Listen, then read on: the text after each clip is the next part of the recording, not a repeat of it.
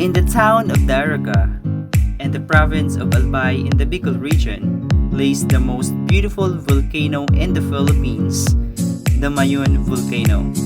Its awesome view may have been what inspired the natives to come up with one of the most exceptional Philippine alamans, the legend of Daragang Magayon of the Bicolanos or Dalagang Maganda in Tagalog. Kaya mga ka-road trip, kayo na may aking dadalhin sa isang best travel destinations dito sa Pilipinas, ang Albay.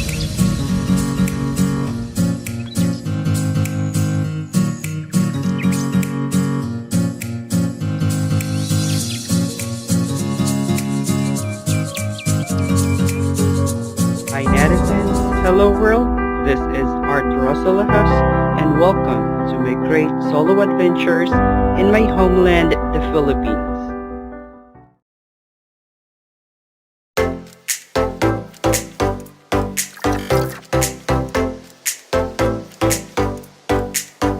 Is it part of Legazpi or Bakakay, Pakakay? municipality of Bakakay, Catanduanes Island. This is Sula Bridge, Sula Channel. So, grabe yung yung tubig kasi you can see here guys, so green. So it means kuya, pag alam ko kasi pag ganito yung yung tubig, it's parang combination of salty at saka fresh. Yes. Pag ganito. So, Since channel siya, kumbaga napagitnaan siya ng dalawang island.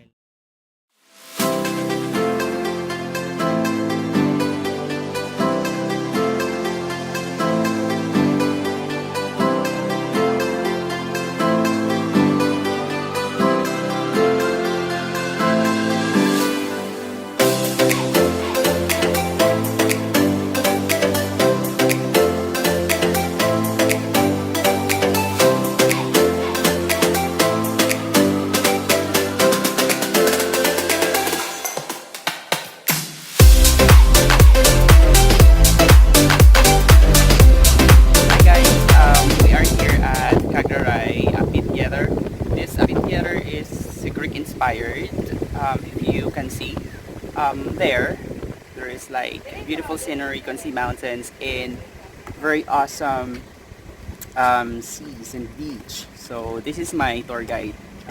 His name is Harold. He's actually local here in Albay.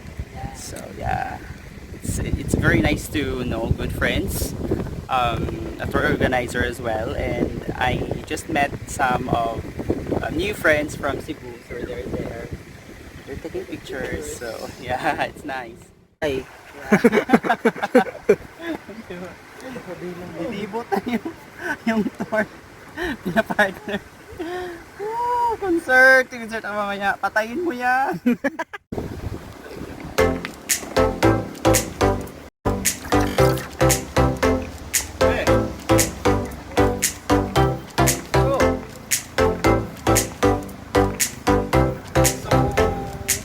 Mamaya may concert ako dito.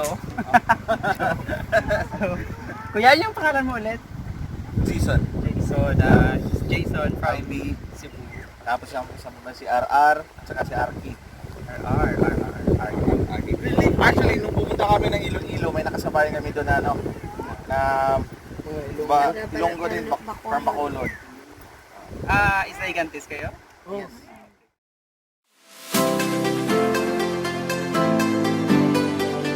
Alright guys, I am still here at Catanduanes Island in the province of Albay.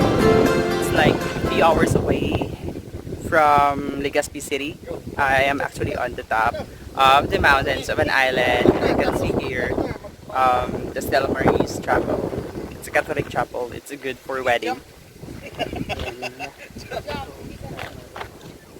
It's a good thing here. So yeah. It's so nice.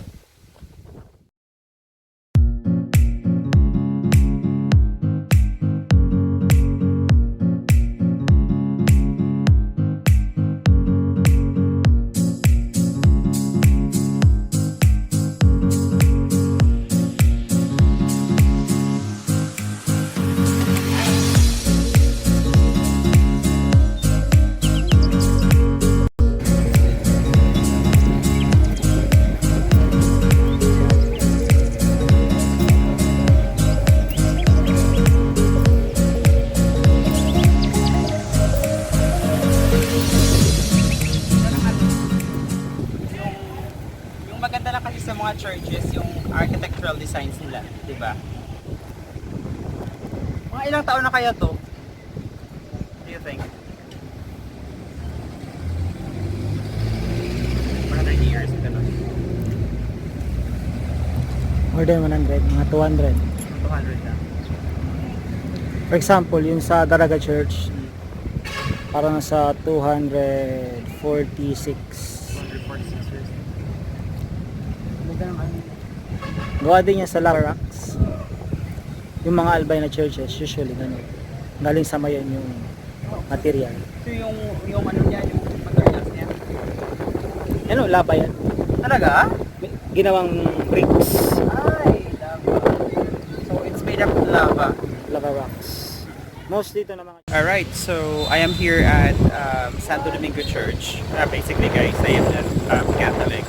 Most of the time I am not featuring churches wherever I go in the Philippines, but if you're going to see, it says, you know, what I love is its architectural design. I believe it's one of the oldest churches here in Albay, and during this time of colonization, its historical value in the Philippines. So it's nice to visit places about churches.